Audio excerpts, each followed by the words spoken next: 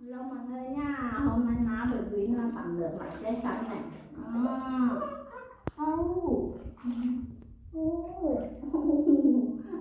Vì người con này mình dạy nha.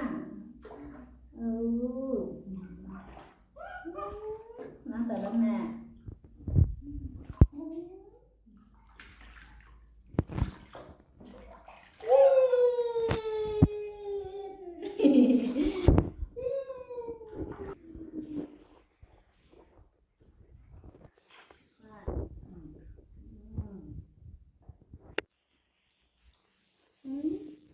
Ăn được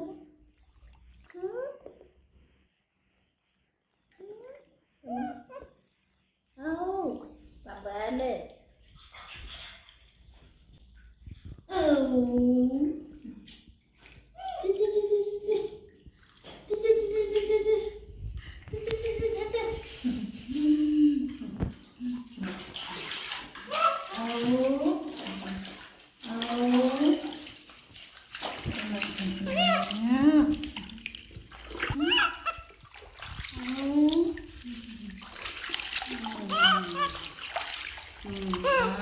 Apa dah?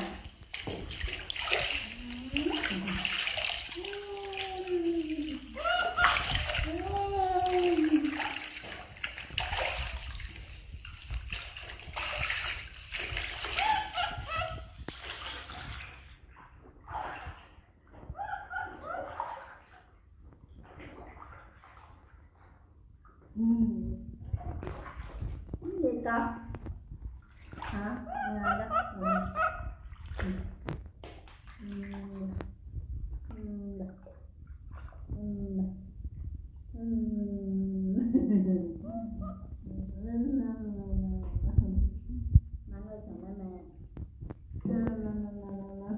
Ngồi sờ lại nhá. Quấy đồ mẹ.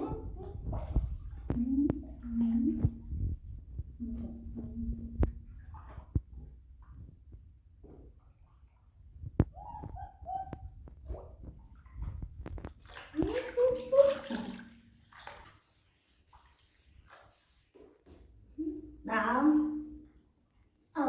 Mà con. Mà con. Mà con. Mày là thằng nha.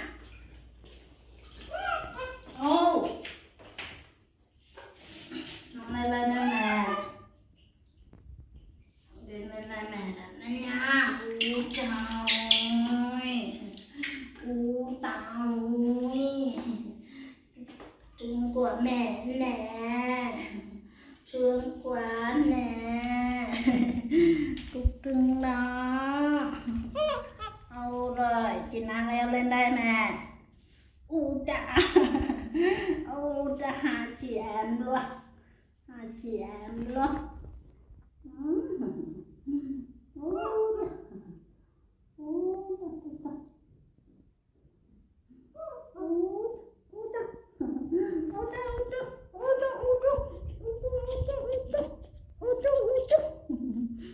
Đi ra nhá.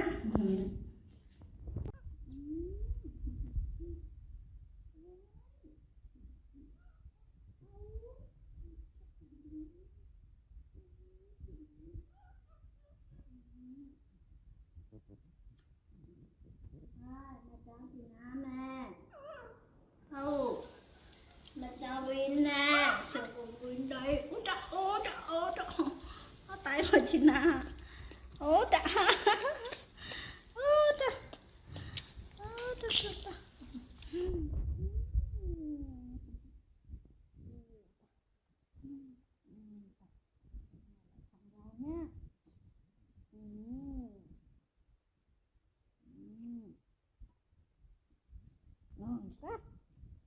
Ngon quá mẹ ơi.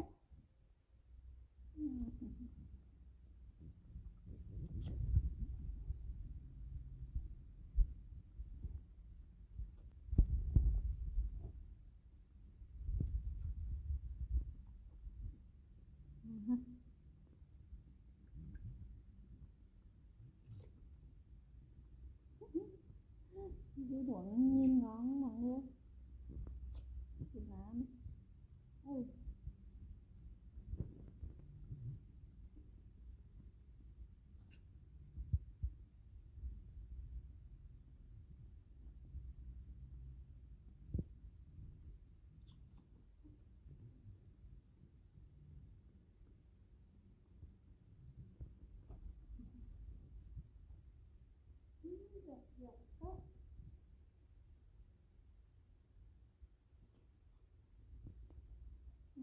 Chị là hết rồi, chị là hết rồi, rồi đây mẹ nhá, ngâm nó hả?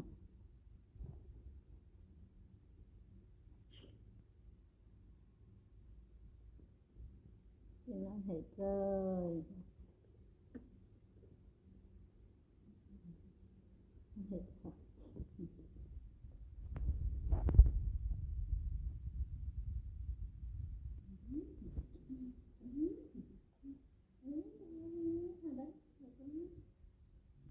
Quyến ruộng mà mọi người quyến cùng hết cái này, còn tí xíu à, quyến cùng con tí xíu à.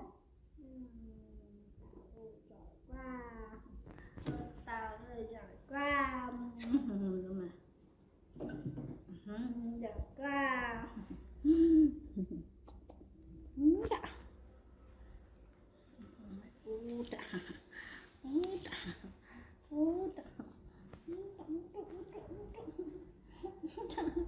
Đừng chụp em, đừng chụp em,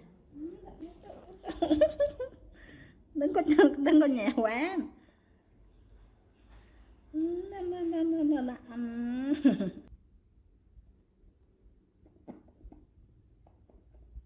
Thôi mẹ vô mẹ mặc Barbie phải áo quần cho hai đứa con nhá.